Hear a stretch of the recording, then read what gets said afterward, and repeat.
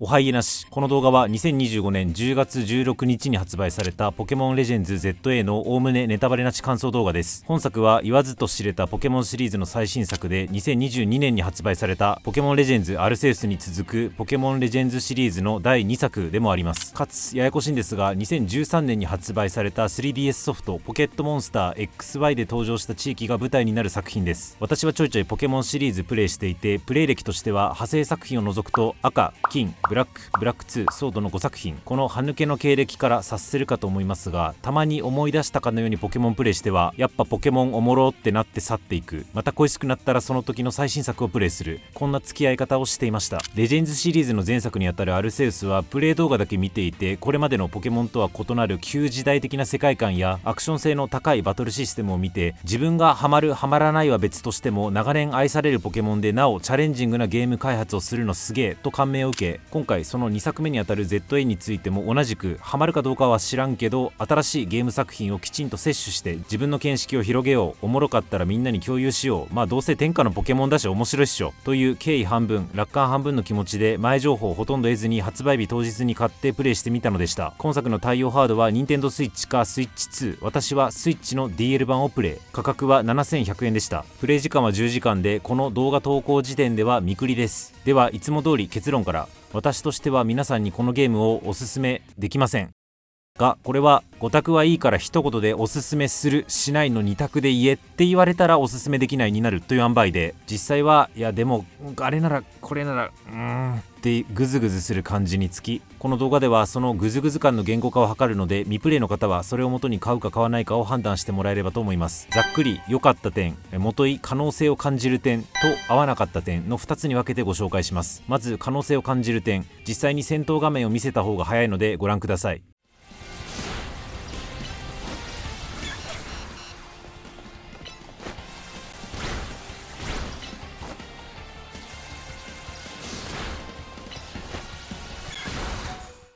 いかがでしょうか。古のポケモンしか知らない私と同じ民、つまりとい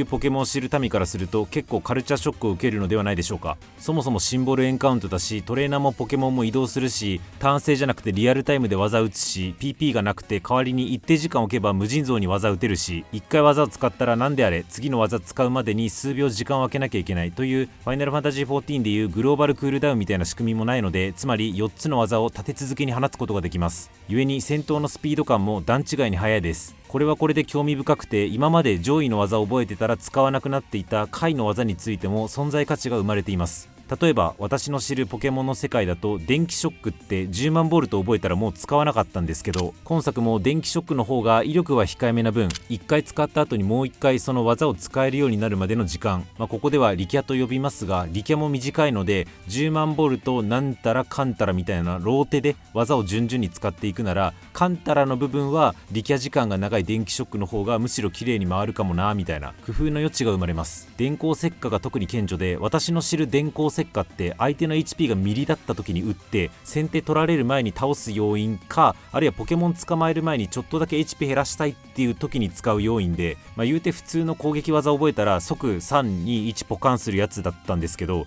電光石火の力が3秒って突出して短いのもあって、強攻撃の間にバンバン打てて強い。本当に DPS が上がってるのかは分かんないんですけど、こういう力があるゲームって強攻撃の間に噛まないように小技をパシパシ入れていくのって、もうその行為自体がすでに気持ちよかったりするんで、少なくとも技の役割として唯一無二感のある電光石火に仕上がっていて、ここはすごく面白かったです。さらにその見切りのような、従来だと1回だけ絶対相手の攻撃を無効化する、でも連続で使うと成功率が落ちていくってやつ、これなんかは相手の攻撃の出に合わせて使っていくという、まさにアクションゲームのガードに相当する技になってまして、ポケモンの技をうまいことアクションバトルに落とし込んでいると感激しました。キャラクターやポケモンの位置も結構重要になっていて、前作のアルセウスと同様にポケモンが普通に人間の主人公に対して技をぶっ破してきて、それを連続で被弾すると目の前が真っ暗になっちゃうので、主人公も回避しなきゃいけないですし、遮蔽物を使って敵の火の粉を回避するとかもありますし、あと攻撃を当てた直後にポケモンがトレーナーの足元に瞬時に移動するみたいな技もあるのので、その攻撃を使うことによって敵のポケモンが使う自身の周囲に対する攻撃技を回避するなんていうゲートもできます。めっちゃアクションしてますよね。さらにこれもいいなって思ったのが奇襲システム。従来のポケモンだとトレーナーと戦う際にテレレレンテンテンテンテレテレテレテレテンテンっていう感じで目が合うとドンパチが始まったかと思うんですけれども、今作ではトレーナーにバレないように近づいてトレーナーのポケモンに攻撃を当てることで奇襲を仕掛けることができます。で、奇襲に成功すると何が起きるかというと、まず奇襲した攻撃分のダメージが入るのと、さらに実質もう一発こっちから好きな技を入れることができます。テイルズとか FF とか名鳥とかの2発ならまだしも、ポケモンにおける先行2発っていうのがどれだけの重みがあるのかっていうのは、それは旧ポケモンしか知らない人でも想像はつくかと思います。てかなんなら普通に奇襲攻撃の一発目で1匹目のポケモンが落ちたりするんで、奇襲で1匹目のポケモンが落とされたトレーナーはよく現状を受け入れて2匹目以降のポケモン使ってトレーナーバトルに応じてくれるなぁと変な感情に襲われます。せっかくアクション要素があるんですから、これぐらいアクションによる有利不利が強く働いた方が、生地元々のトレーナーバトルってトレーナーの数が多い分やや冗長になりがちな印象だったのもあって、こっちについては好印象でした。で、普通の野生のポケモンと戦う時も、野生のポケモンは当たり前ですけどその辺にゴロゴロいるので、相手のポケモン1匹と戦ってるはずが、なんか後ろから別のポケモンにも絡まれてしまって複数のポケモンからタコ殴りに遭うっていう、今までのポケモンでは考えられないようなシーンもあって、すごく新鮮でした。そんな感じでポケモンやらその技やら野生ポケモン、トレーナーポケモンとの戦いとかのエッセンスはそのままにしてアクションゲームとしてうまいこと昇華させた意欲作だなって感じました。普通に褒めまくってるやんけ、おすすめしない要素どこって思うかもしれません。しんどい。サムネにもある通りこれにつきます。ここからは合わなかった点として3つのしんどいをご紹介します。1つ目、バトルがしんどい。問題です。このポケモンはダンバルですが、ダンバルは何タイプでしょう？正解は鋼とエスパーです。鋼って何が抜群で何が今一つでしょう？正解は炎、格闘、地面抜群で、ノーマル、草、氷、飛行、エスパー、虫、岩、ドラゴン、鋼、フェアリーが今一つです。じゃあ鋼とエスパーの複合であるダンバルには何が抜群で何が今一つでしょう？正解は炎、地面、ゴースト、悪が抜群で、ノーマル、草、氷、エスパー、飛行、岩、ドラゴン、鋼、フェアリーが今一つです。知るか！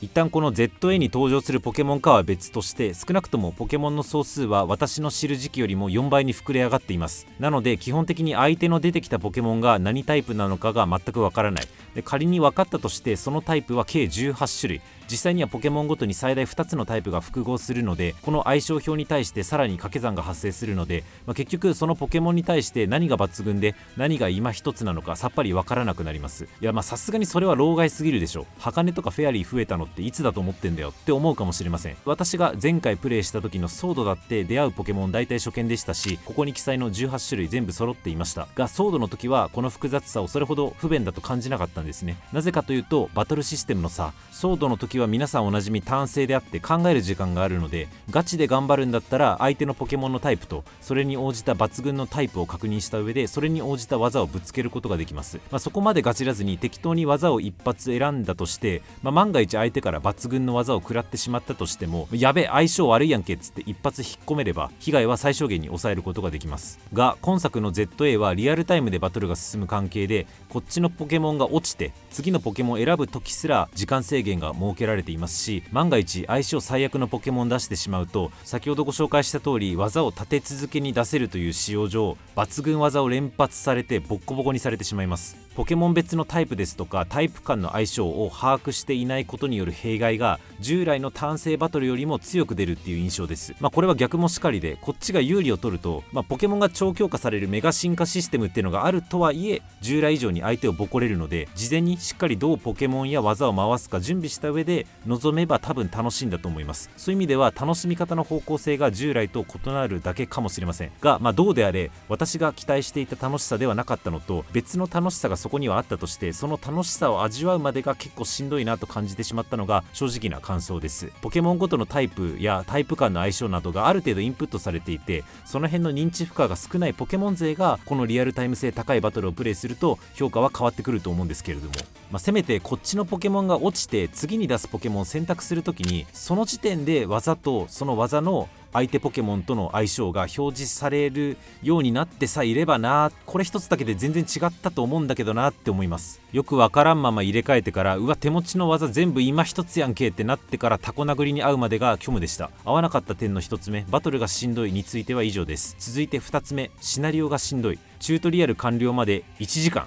長すぎ。桜井さんの YouTube チャンネルに書いてあんじゃん。この時点で印象が悪かったのもあってなのか、今回シナリオについてはこれまでプレイした赤、金、ブラック、ソードと比較しても突出していまいちに感じてしまいました。すでにポケモンといい感じに共生している街があって、その街が抱える問題が何かもよくわかんない。わかんなくはないんですけど、それって問題として本当に顕在化してるのっていうのがいまいち実感できないまま、あとロケット弾、プラズマ弾、マクロコスモスみたいな分かりやすい悪役がいるわけでもなく、少なくとも私には刺さらない動機づけで、なんか26段階もある四谷学園みたいなランクを駆け上がるための試験みたいなものに挑むことになります。で、結局今何がしたいんだっけって思っちゃうことが多々ありました。私は10時間中7時間を配信でプレイしていたので、若干気もそぞろだったのもあって、もう一回シナリオをざっと見返したんですが、その上でもこの冒険にワクワク感を覚えることはできませんでした。加えて今回大きな街一つだけが舞台という挑戦的な設定で、野生のポケモンとの戦いもポケモントレーナーとの戦いもその大きな街の中に設けられた区画の中で戦うことになりますが、この街がどこに行っても全然変わり映えがしない。私はポケモンのシナリオはブラックが一番好きで、ソードも割と嫌いじゃない。アルセウスについてはまあまあって感じなんですが、ただソードもアルセウスも両方とも地形の変化がしっかりあったので、行く先々でどんな地形なんだろう、その地形でどんなポケモンが出てくるんだろうっていうワクワク感がまだあったんですが、今作は全体が、フランス風言うても現実にありそうな普通の街かつ区画ごとの緩急も薄くて、冒険してても変わり映えがしない。なのにそこに生息するポケモンはタイプが混沌としているっていうちぐはぐさがあって、なんかこの世界が平坦かつ軽薄に映ってしまいました。世界全体がそういう感じなんで、キャラクターに対してもいまいち思い入れが湧かず、ブラックの時なんか N やらゲーチスやら、ソードの時もサイトやらオリーブやら、キャラの物覚えが悪い私ですらある程度印象に残っているのに、今作は誰も引っかからず、あとジムリーダーとかキャプテンがいないのもでかい。いや、各ランクで戦う人がそうなんだろうけれども、そしてある程度公式的にも気合い入れてんだろうなってキャラもいるっちゃいるんですけれども、 Z ランクで戦うわけわからんモブとかなんかそういうのも混じってるのもあって、その人たちの地位の権威がぼやけて見えてしまいました。この作品は XY の世界を引き継いでいるのもあって、 XY プレイヤー曰く XY ネタがいろいろと散りばめられてるらしいんですが、根幹となるシナリオがしっかりしていて、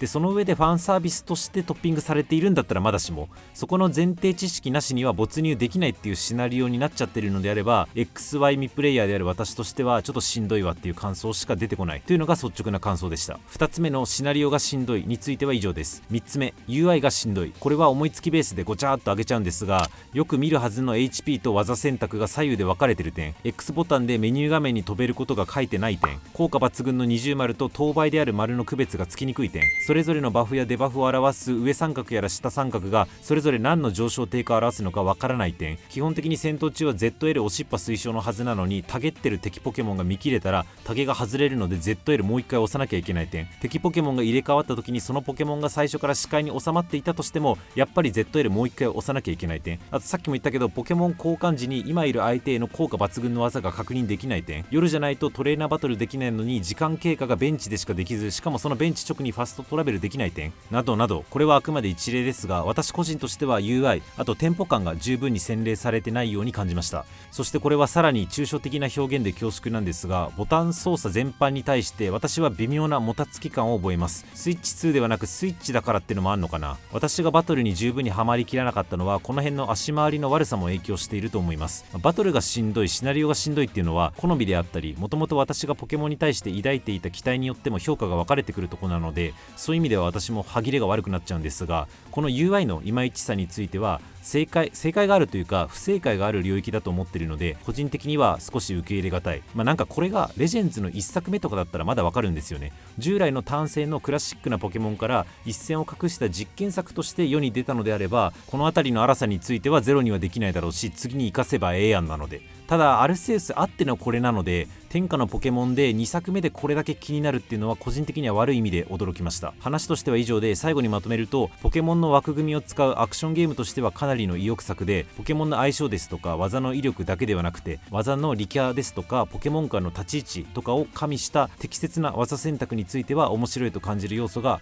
ありました。ただ UI ですとかテンポとかの足回りの悪さも相まって、ポケモンのタイプあるいはタイプ間の相性を十分に認識していないプレイヤーですと、リアルタイム性の高い戦闘についていけずに面白みを享受しにくい、それと明確な敵役ですとか起伏ある風景がないのもあって薄味にシナリオが感じてしまう、これらの要素が重なって最終的には本作はおすすめできないというのが私の結論になります。ネガティブな結論なので若干うざいぐらい繰り返すんですけど、ポケモンにある程度こなれてる人がプレイするならば、中でも XY クリア済みの人ならば、あるいはポケモンにこなれてなくてもそういうゲームなんだっていう腹積もりの上でこのゲームをプレイしたら印象は変わるかもしれませんという正し書きがつきまくるので、冒頭ちょっと歯切れが悪かったんだと捉えてくださいが、私と同じ属性の人が同じ期待感でいくと多分やけどするので、もう少し人の配信を見てそういうゲームなんだっていう気持ちに切り替えてからプレイするか、あるいはソードシールドの方を私はおすすめします。いかがでしたでしょうか。老舗のゲームであるにもかかわらず既存の枠組みにとらわれない新たなシステムを模索する挑戦心は好きでリスペクトするんですが、今回については私は合わずという結果でしたが、私もポケモンと一緒に育ってきた身ではあるので、今回いまいちだったからもうポケモンはいいやではなく、今後も気になる作品が出てきたら食らいついてみたいなと思います。本作プレイ中プレイ済みの方の感想ですとか、未プレイの方がこの革新的なバトルシステムに対してどういう感想を抱いたのか、コメントにてぜひお寄せください。今後も自分の知見を深めるとともに皆さんに面白ゲームを共有していくため、新作ゲームについては軽率に食らいつきレビューしていきますので、よろしければチャンネル登録よろしくお願いいたします。おついえなし。